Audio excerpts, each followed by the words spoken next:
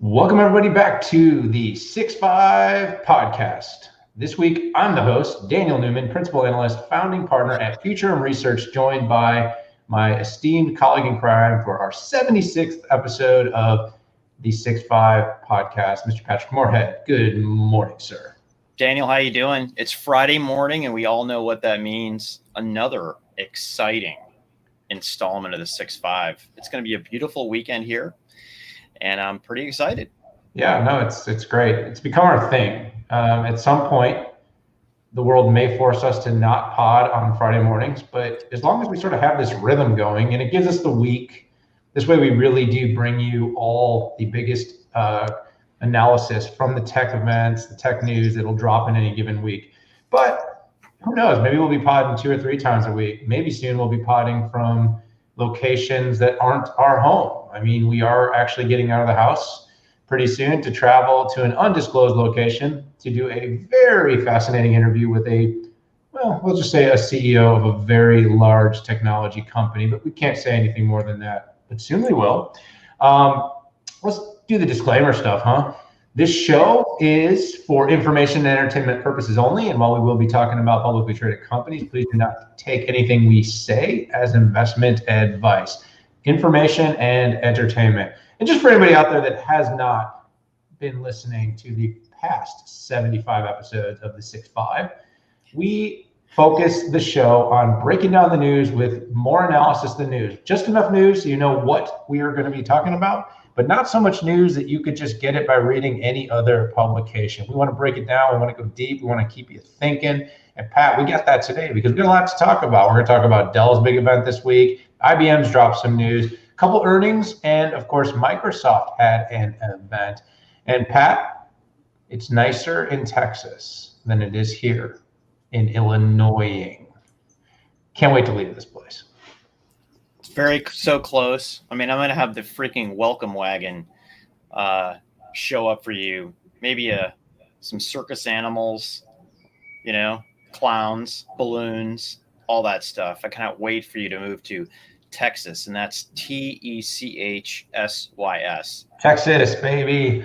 All right, so let's break it down. You ready to go? Let's do this. Let's light this candle. Let's light the candle, Mr. Moorhead. So let's start off talking about Dell Technologies World. And I'm going to dive in specifically and talk about Project Apex. I'll just start off another event that used to have a massive sprawl, multiple days, tons of speakers. Generally was in Austin for a long time, then moved to Las Vegas. And now it has moved to our home office, or in your case, the offices that you domicile in there in downtown Austin. But good event. But this year, the show and all the upfront work that we as analysts did, alongside Dell, had a lot to do with the company's migration to consumption-based services. So this week, the company rolled out its Apex portfolio. And this is a series of as-a-service offerings, starting with storage, compute, moving towards things like PC, data processing, SAP, and like we've heard from a few other companies, namely HPE, but even if you look at what AWS and Azure are doing, moving towards everything in a consumption-based, format. So, coming straight out the gate, Apex is really focusing on 2 things. The 2 biggest things I'll say is the data storage and the cloud services. A couple of other things definitely were interesting. The custom solutions that Dell continues to do, along with the Apex console, which is going to be the portal that is going to be a very important kind of epicenter of the Dell Apex offering. And the reason I really point that out is because what we've got going on is we've got these 2 converging forces, Pat, and it's basically we've got the big public cloud players migrating more and more and more and more, and you see my hand moving if you're watching this live, but if you're listening, you can't see that. Moving more and more towards prem. And then you've got all the prem providers. You got the Cisco with their new Cisco Plus. You got HPE. You got now Dell, all kind of saying, hey, we understand there's still a lot of workloads that need to go on-prem. We're going to build a public cloud consumption-like offering. We're going to move it more and more and more and more and more towards public.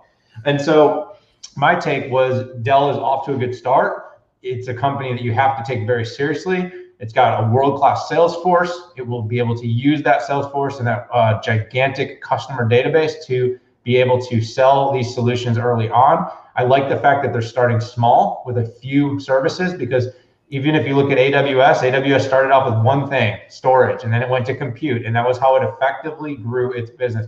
Same thing's going to happen here with Apex. I'm going to leave a little oxygen in the room for you, Pat. That's kind of a running joke on this show for all of our first-time listeners. But I just want to say this. Dell is kind of looking at the market in two ways. Dell wants to be seen in the market as a force to be reckoned with in competing with the big public cloud players. I think in time, I never would write off Michael Dell and say he will not be able to accomplish this. I will also say there are very formidable prem-based competitors that are doing this, that have been doing this in some cases, Lenovo with TrueScale, HP with GreenLake, for years now. They understand a lot of the bumps and bruises, the complexities, what customers want, and Dell needs to get over that hump first. If Dell can get over that hump, prove its business model, build a control plane that people like, scale it up, certainly the company knows how to do services. Certainly the company has a big backlog of subscription from its financial services business, but it's going to be a road to hoe. I want to kind of hear about it in the earnings. I want to start off hearing about customer wins, and I want to start to see the financial growth, and then eventually I want to see if the company can compete and convince the market that the hybrid environment starts with your IT prem provider and not your public cloud provider. But in the end, Pat, I think it's going to end up being a mix of both. As a service for everything is what customers want, whether you're a large company, mid-sized, or a VSB, a very small business like us. And that's where the market's headed. And this is where Dell is taking it. A couple things to keep in mind on this, things that really came out here. First of all, Dell's scale. You look at their market share as it relates to server, storage, networking, HCI, PCs. It's gigantic. So the scale at which Dell Tech operates is very different from the scale that some of the other companies are operating at. So they have scale and they have breadth of product line. A couple things that I was really impressed with. So first off, the language that they used was understandable. They used the language of the cloud, of the public cloud, which quite frankly is the language that I don't want to call it the winning language, but it's become a language that customers can understand pretty well. And one really interesting thing that I was thinking through here when I stood back, Apex is getting so close to the public cloud when you look at the deal and what they're doing with Equinix. So if you are if you're a Dell Tech customer and you don't want to have on-prem infrastructure, you can put it inside of Apex. And guess what? You're not going to get two bills. You're going to get one bill, and it's going to be from Dell Tech. Dell wasn't the first to use Equinix, but Dell's the first one to have one throat to choke while using Equinix, and that's what customers want. When you sign up for AWS or Azure or GCP or IBM or Oracle Cloud, you get one bill, not two bills, and people pointing their fingers at each other. It'd be interesting. The other part is the 14-day guarantee. Okay, and I think that is mind-blowing for something that's going to be on-prem and new. Now, if you already have hardware or infrastructure involved, right, you can essentially tap into that in less than 5 minutes at an infrastructure. But the interesting thing I was thinking about was, what if Dell invested CapEx in installing hardware and capabilities ahead of when a customer actually asks for it? And you've got a single pane of glass. Isn't that kind of like the public cloud now? It absolutely is, but don't tell anybody, Daniel. I don't think any of these on-prem companies who are putting these as a service opportunities want to get there until it just shows up. But I just find that incredibly fascinating that literally if they pre-bought and put CapEx and put infra into Equinix ahead of the curve and then put a credit card and a sign up, you have the public cloud, baby. Yeah, you really do. I mean, it'll come down to ownership. Who owns the actual infrastructure? If Dell owns it, it basically is a public cloud. If it becomes something that the user ends up owning the infra, and like you said, you are right. I do think that will be a hard road to go down. It'll be very competitive, but like I said, I've got a lot of confidence in Dell. Everything Michael does is very well thought out. We've seen it. A lot of times people might not understand it, but trust me, he's brilliant. All right, with that, Pat, we got to keep moving on. I know that was the big news of the week. And by the way, there's a lot more at Dell Tech World than that, but unfortunately this show is 6 topics, 5 minutes each, or 8 minutes each sometimes. But IBM, we've got a couple pieces of news on IBM this week. But quietly, IBM is a very big influencer in the semiconductor space. People don't always notice that because it isn't one of the common names, the Intel, AMD, NVIDIA, Qualcomms that tend to get called out a lot. But from a research standpoint, the company's been doing some really interesting things. It had a pretty big breakthrough this week. Pat, I'll let you start that one out. Yeah, so IBM is a huge player in semiconductors. They license their IP to both Intel and Samsung, and likely some other unnamed people who want that to be confidential. When I was at AMD, we were licensing a ton of IP from IBM when we had our own fabs. Now, this big announcement was the first 2 nanometer nanosheet device that was announced. And so, first of all, for those who aren't chip-licious people and don't love chippery, essentially, the smaller the geometry or the nanometer, the lower the power or the higher the performance. You pick one or the other, or a combination both is what you get. So you want your smartphone to last longer, go to 2 nanometer. You want to have higher performance at the same wattage, you go a lower nanometer. And then there's this thing called nanosheets, and nanosheets are basically made of graphene, and it's a different type of insulator that goes on there. It's been tested down to 1 nanometer so far, but these devices are 2 nanometers. So 2 big impacts here.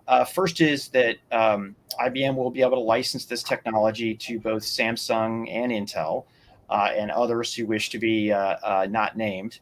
And secondly, they can use them in their own products, their Power and also Z. But it's very, very cool. IBM's talking about 45% higher performance, as I said, or 75% lower energy use than compared to the current 7 nanometer node. So pretty awesome stuff. This is a really interesting one for me, Pat.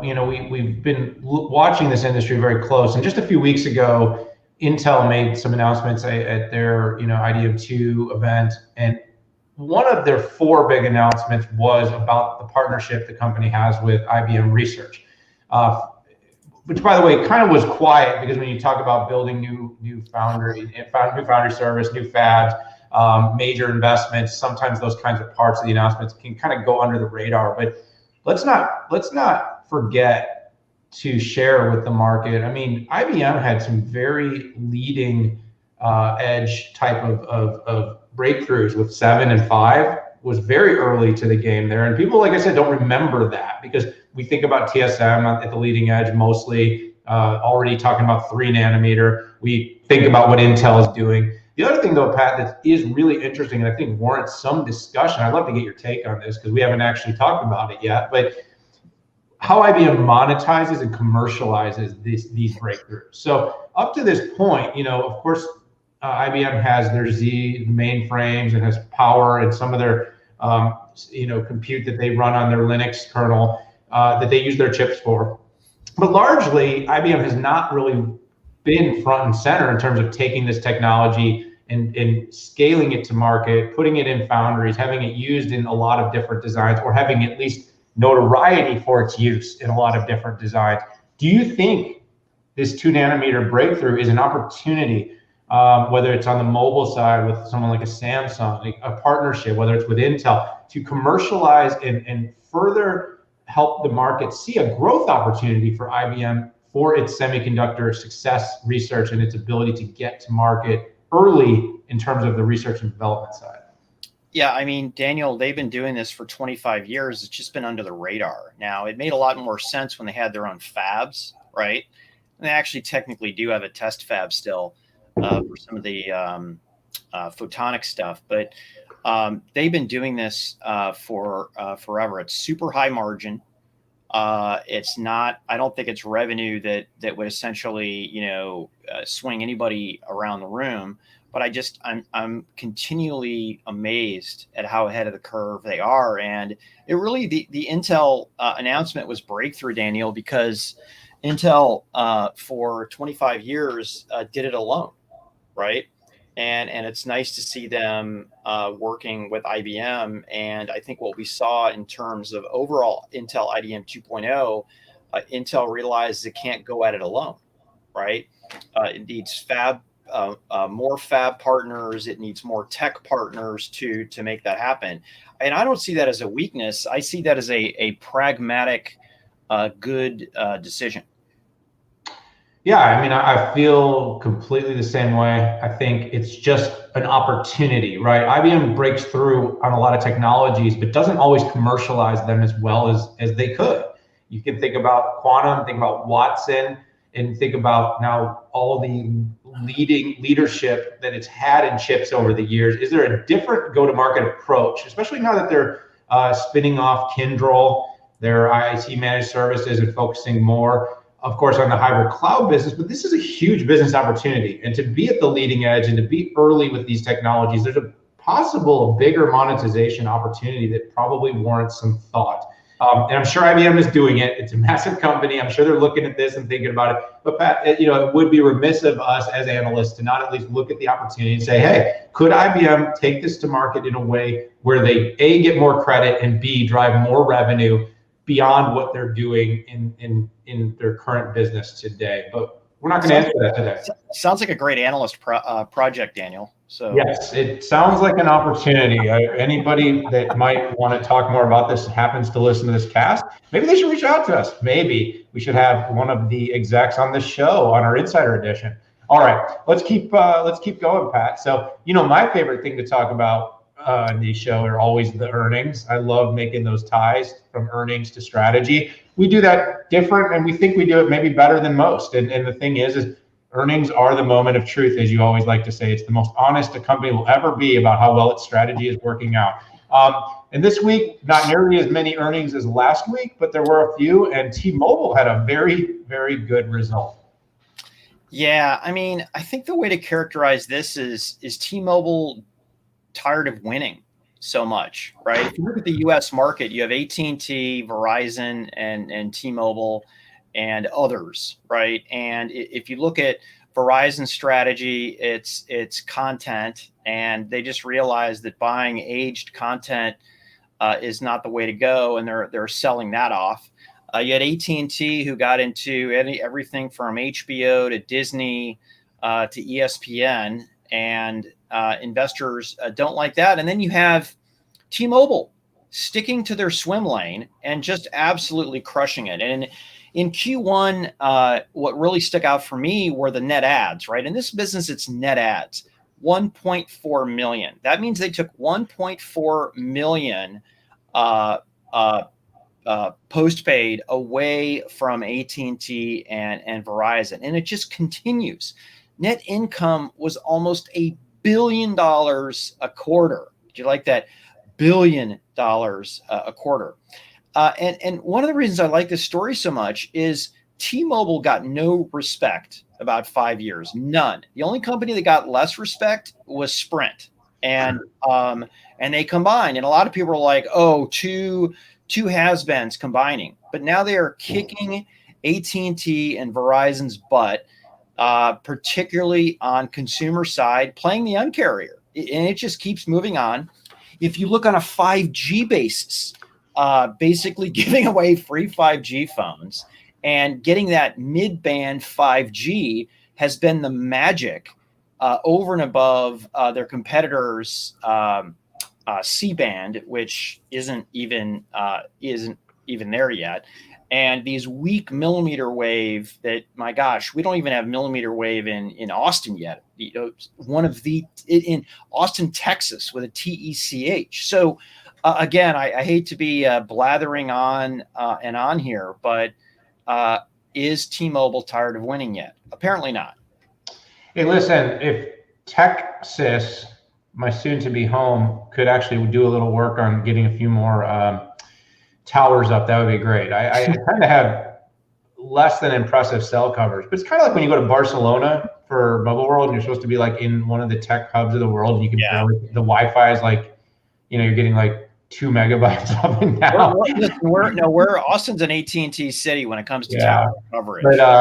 But T-Mobile needs to figure out a way to draft off that. We know these companies are pretty creative and clever at using and sharing the bandwidth to make sure that they charge each other. That's how it's always been. But Pat, listen, you hit it on the head. I mean, look, the T-Mobile run, I mean, over the last like 5 years has really been insane to watch.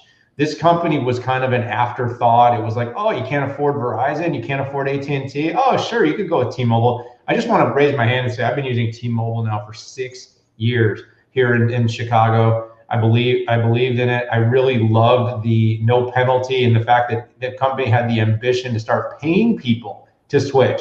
And why did I love that so much? Well, look, in this business, this is a recurring revenue stream. Selling the phones, not a big deal. It's that every single month that 4, 5, 6 iPhones or smart devices in the household, all at $100 or more per person in perpetuity. And then these companies are adding services on demand. They're adding in-app purchasing. They're adding different media services to up-level the businesses. Of course, Verizon actually just spun off most of its media, worth pointing out. But it's just a really, really smart business. And it's been an interesting transition with the new CEO coming in, because it was such like an over-the-top, on fire kind of brand. And now it seems to be kind of humbling into a little bit more of a, we are the leader now, and acting a little bit differently. But man, when the company was a disruptor, it was fun to watch. It was fun to watch it just take market share. Well, Daniel, that's great observation on it. And when you have CEOs, they're different personalities, but T-Mobile CEO is very much aggressive guy. He's not wearing hats during earnings calls yet, but it's still pretty much orange and upbeat. I think they have to do that to get into the commercial side of the business. T-Mobile launched some really exciting enterprise and commercial services and capabilities that, oh, by the way, I am going to try out. T-Mobile sending me a 5G hotspot that I'm going to park right outside my window. And that's very much aligned with all of the CIO conversations that I'm having, and I'm sure you're having, Daniel. But we must move on here. Yeah, I know. I get excited. It's earnings. Look, last thought, Mike Sievert doing a great job. John Legier, he was a fire starter. So it was a perfect transition. Excited to kind of watch how it continues to emerge and grow this space. All right, Pat, we're going to circle back. Let's talk about IBM again. Yes, I know IBM is a old company, but it is new again. And sometimes what's old is new again. And let's talk about mainframes, and let's talk about Linux, and let's talk about some technology, new technologies that are coming out. And this week, IBM announced a couple things. Let's halvesy this one, okay? Yeah, you got it. They came out with a new Linux box, the LinuxOne 3 III Express model. I never know how that's supposed to be said out loud. And then they came out with some new mainframe. Basically, on the LinuxOne, it came down to IBM identifying a really interesting opportunity to play a little bit down market, using its capacity, using its economies of scale. And with this new box, they're basically coming in with a smaller, faster time to market, with all of its baked in services that are in its big Z mainframes, things like HyperProtect and confidential computing, to be able to address two markets. One, they're addressing the down market opportunity in database services. And two, and the one that I think is potentially most interesting, is coming out with a box that really can address the growing demand for fintech. And you hear so much about crypto and what's going on in this space. Well, one of the big problems is you need this type of technology of what is in the LinuxOne and in the Z mainframes to be able to do these fintech, to be able to take advantage of these opportunities. Problem, these boxes are expensive. I mean, you're talking about well over $250,000, in many cases into multiple millions. It's kind of like the supercomputers of of the mainframe world. And a lot of times these startups that are doing really interesting things, whether it's crypto mining or fintech services, they don't have millions and millions of dollars. So they want to do this type of stuff using cloud, but that's not the opportunistic or ideal place to be doing this stuff. So IBM said, we're going to take advantage of economies of scale, and we're going to build a box that you can get for just the price of a small house, about $135,000, that would enable you to take advantage of the technology of IBM LinuxOne and to be able to concurrently use it in deploying your fintech or some of these database services. Now, it's a big addressable market that IBM has primarily been missing because of their entry point being so high. So that's kind of interesting. It is, from a competitive standpoint, Pat, as I see it, probably the biggest disruptor will be IBM and Oracle going toe-to-toe here on some stuff, because this really starts to compete with the database appliances, Exadata systems that have come from Oracle, where Oracle has been very successful. But I mean, what's more fun than watching IBM and Oracle compete? Two big tech companies that have been around forever that are still in this business. Overall, I think this is a big opportunity. I mean, what I look at here is the volume is big. It addresses a new part of the market. The team, Ross Maury and the team over at IBM Systems and Z, has been very good, very creative. And by the way, this business, we talked about their very profitable power and chips business, Pat. This is another real windfall business for IBM. Everybody says what's old is old. Well, you and I have to agree, what's old is new. And the fact is, they've identified a market here. It's a highly profitable part of the business. In the cycles when IBM comes into market with the big Z, the most recent being the Z15, but with these LinuxOne, it can be the difference sometimes between IBM being able to deliver a quarter of profit and not being profitable is their mainframe business. So adding to the lineup, expanding down the market, and competing in a space where there's more volume opportunities was a good move, and something I'm bullish on from IBM. Yeah, the same day as the new LinuxOne came out, IBM came out with its, I like to call it, these are my terms, not their, mainframe as a service. IBM Z, like you said, was 49% growth last quarter, which is mind-boggling. And if OS updates had come in, entire systems would have been up in a huge way. But just to set the stage here, so IBM already has a public cloud. It's primarily x86 based. It does have IBM Z, and I do believe it has some power in there. IBM also has satellite, which is very similar to, let's say, a Google Anthos and a AWS on-prem infrastructure as well. But hey, what about mainframes? Right? Mainframes, almost by definition, have always been on-prem, and typically, right, you buy the hardware and then you license the software. IBM Z already went software by consumption, and I wrote about that on Forbes, and I wrote a new Forbes column where they're actually using burst performance as a service. Okay, so IBM is essentially doing software as a service, and what I mean as a service, I mean licensing, and also the peak hardware. And without getting into some of the names that only IBM Z clients would understand, like MLC, MSU, R4HA, and SCIRT, I'm going to just try to simplify it for the broader audience. And it's interesting, the only thing that IBM would have to do to go as a service is to go as a service for that initial purchase, which I believe they're already doing under certain managed contracts. But essentially, what we talked with Dell, which is opening that up to more customers. I don't know. It makes a lot more sense, particularly now that you can get IBM Z in standard rack sizes with standard power, where if you wanted to replace a bunch of x86 servers, you can plop one of these or a LinuxOne in its place. And, it does kind of scramble my brains a little bit to think that a mainframe that runs Red Hat Linux that uses containers and can go multi-cloud. Like it's basically a giant server. Yet we call it a mainframe. Yet it's essentially a giant scale up server.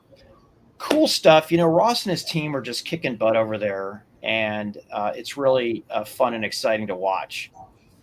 Yeah, it really is. It goes against the grain. Like I said, trying to make a mainframe cool is a really tough job. And I think that's why you and I are giving it so much credit to that team, because not only has it made it cool, but it's also been an extremely important part of the underpinnings of that business. I like the underdog. I like the underdogs too. I mean, it's like the PC's dead, the mainframe's dead, 49% growth, PC, 52% growth. What's dead again? Well, actually, right now, anything that needs a chip is alive and well. I don't really care what it is. If it's a car, if it's a TV, no one's going to use a TV because everybody's got an iPad, right? Well, that's not true either. I got a big old TV in my family room, and I like watching it. So you can kind of bite me if you think TVs are going away. Did I say that? I said that. Oh, well, that's part of the show. Daniel, large screen TVs were up 40%. I know, but everyone's like, oh, no one's going to watch. We're going to watch on our phone. It's like, no, I don't want to watch TV on this little tiny device. I want to watch it on my 100-inch 4K, 8K, whatever it is, super high resolution monitor. I just want it to look perfect. Anyway, right, we got to keep Daniel is a millennial, and he's saying this. Okay, this is not I'm a millennial with follicular challenges. So I haven't had hair since my early 20s. Don't know why that happened to me, but is what it is. Hey, Pat, let's keep moving here. More earnings, more takes from you. Let's talk about Lattice Semiconductor. I've got a few opinions, but I'm going to let you go first here. Yeah, so first off, if you may not be familiar with Lattice CEO, ex-AMDer Jim Anderson, who made AMD famous with Zen, is CEO, and he's just been crushing it over there, and they had a tremendous quarter. So Lattice does the lowest power FPGAs out there, and they can replace controllers. They can replace ASICs, right? You can essentially do an FPGA design a year to a year and a half faster than you can do an ASIC, and it's programmable, which is pretty cool. And they've been crushing it. They've been moving up the food chain, whether it's in 5G base stations, whether it's in cars.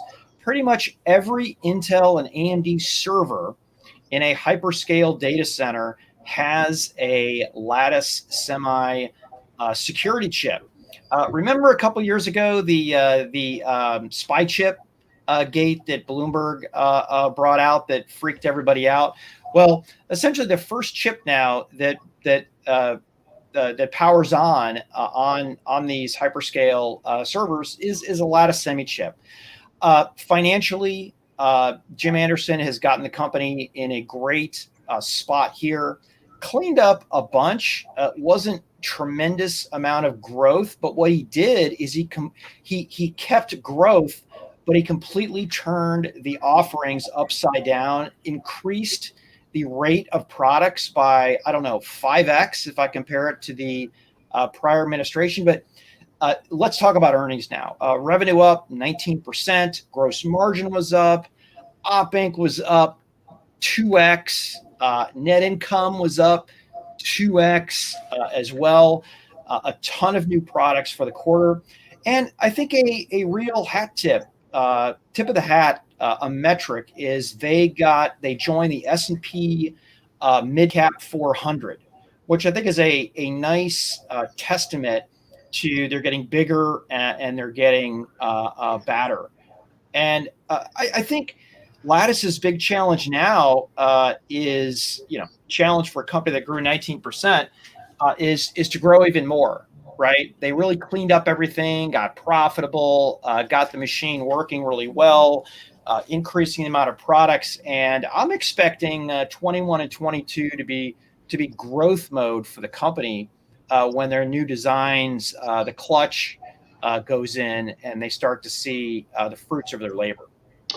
Yeah, next week the company hosts an investor day. I'll be tuning in among a few other events. What a busy week. We got IBM Think, we got Moor. We got some events to talk to everybody about in the near future. Quick commentary, I'll put some links in the show note. I did a research note on Futurum about Lattice's results. I also published a piece on MarketWatch today, highlighting some underappreciated semiconductor companies where I specifically pointed to Lattice, which, by the way, generated over 115 million in revenue. And it's, as Pat has suggested, inside of servers, automobiles, IoT, and automation, industrial applications, and 5G. Their chips are kind of everywhere. They're FPGAs, and the programmability is really a differentiator. They've found their niche, they found an identity. The company is leaning into that differentiation and becoming really the best at what it does. And if you're looking at a company and you're trying to understand an opportunity in a market, sometimes you want the most diversified and the most general purpose, but sometimes you want a company that just says, we are going to be the best at what we do. And that's really what I look at Lattice. It's been very, very steadfast in staying the course, and it's been able to carve out some real growth. I mean, you're talking in the 20% plus rate in that market. All right, Pat, so we're down to our last one. We're going for a land speed record of slowness in terms of getting through our topics. Let's finish out with Microsoft. This week, the company held its Biz Apps Summit. This is an annual event for the company's, SaaS, prem-based applications. You probably know or have heard of Dynamics. Microsoft Dynamics used to be Great Plains, or Dynamics 365 now, which is the cloud-based offering, which is the one that I think is seeing the fastest growth rates in the 40s of percentiles. And there was a lot of news. It was a day and a half. We had an analyst a day, a great wine tasting, and then we had the event itself. A mix of pre-recorded and real-time content and interaction. But this was a moment to get with the senior executives, Alyssa Taylor, James Phillips, I believe is the name, president of the business. Sorry, I just want to make sure I get names right. But and we heard from them. And there was two things I took out of it, Pat. One is always great with applications, SaaS, CRM, to hear customer stories. And I think the company did a really nice job of talking through the lens of customers, how they're applying these technologies, and why. And this is, in my eyes, why the business is growing. The second thing was some new product solution offerings were rolled out. I kind of leaned into one in particular, and that was around the Customer Insights business, or the CDP. For those unfamiliar, CDP, Customer Data Platform, this is the next big frontier for many SaaS companies, whether it's Salesforce, Customer 365 Truth, whether it's Adobe Experience Platform. All these companies are moving up the stack to CDP. CDP is really all about tying first-party and third-party data, being able to truly understand the full 360-degree customer journey, being able to attach, to get that right offer in the right channel at the right time. A big part of that is going to be tying advertising engines to the customer first-party data insights. And so Microsoft did that at their event. They basically announced a more sophisticated integration between Dynamics 365 Customer Insights and Microsoft's advertising platform. But the important thing too, by the way, is Microsoft's ad platform, which is a growing part of the business, because every part of Microsoft is growing, by the way, is that this is being built to not only unify first-party data for advertisers, but it's also being built to work with other third-party advertising systems. So think to yourself things like Google Ads, Marketo, MailChimp, SendGrid, Autopilot. These are all the applications you'll be able to integrate with. But really what it comes down to is, can you access the right data? Can you manage your segments? And can you scale your ads across multiple platforms? And so the reason for this is we want to be able to reach those customers in that right channel, and we want to do it at scale. Companies have become pretty good at segmenting their business. And there's one other big caveat here, Pat, that really everybody that's listening, that's interested in this part of the business needs to pay attention to. And that caveat is that effectively with the ID for Apple and the changes being made to third party to make it harder and harder for companies that have long relied on inexpensive access to people's data without their permission, that's going away. What does that mean? It means every company needs to get more first-party data. They need to build systems that get customers to opt in. So the way you get customers to opt in is by putting the right opportunity to engage them in that right channel where they are opted in, whether that's a Facebook or a Google platform. Get them to come in and be part of your first-party ecosystem so you can eventually target them with the right ads. I feel like Microsoft made a good move here. They're upping the stakes. And again, it's a super competitive space. You heard me mention it. Salesforce, Adobe, SAP, Oracle, all competing. Treasure Data, Segment, and Twilio. But this is a space where I believe Microsoft is going to be effective, especially with up-leveling the business with their existing D365 customers. Brother, you talked so much that you lost your voice. And I think that's because we're out of time here. Two things that I noticed. It was nice to see Power BI add this goals function, which is very key from just looking at the pretty pictures and charts to know kind of exactly where you are to that. Some pretty sophisticated types of capabilities there. And I thought the big story for me was Microsoft's ability to tell customer stories and tell them very, very well. I think this is important. It's a sizable business, but I think when you're trying to convince people to leave one company and move to the other, you need a lot of these, hey, come in, the water feels great types of things. And finally, Microsoft had the best communication on connecting the front office and the back office. And I would dare say that I've ever seen, literally overlapping worlds coming across and showing the applications and talking about the magic that people can do that. And there's really only 3 companies, at least, that I'm tracking right now that can do that: Microsoft, Oracle, and Zoho. I know Salesforce is going to try to get there, and SAP is trying to get there, but those are the 3 companies that are there already, and that seems to be the trend. Full service providers, front end and back end. Well, just like the cloud stack, you've got the SaaS stack, and that is taking care of all the functions. That's your back office, that's your human resources, that's your sales, that's your marketing. All right, we could talk about that whole show, own day. See, I left something for you there. You went on for like 2 minutes, so there wasn't nothing left for you. I'm always going to find something to talk about. I never leave you nothing, sir. There's always something for you to talk about. But that is a wrap for the show, everybody. Hey, I want to say thanks to all of you out there that tune in. We really do appreciate this community. 76, I cannot believe that. Stay tuned. Big announcements coming on our 6.5 Summit, which is going to be June 14 to 18. We have an unbelievable lineup. I don't want to waste this as the first place to talk about it, so I won't tell you much more right now, but just know in the coming week, there will be some breaking information, unbelievable lineup of speakers. But for this episode, I'm just going to say, hit that subscribe button, follow us on Twitter, stay in touch with us, listen to us on Apple or Spotify, pass this along, watch our videos on YouTube. We love everybody that stays part of this community. Hope you found value in the show. Appreciate you for tuning in. Goodbye. We'll see you later. Take care.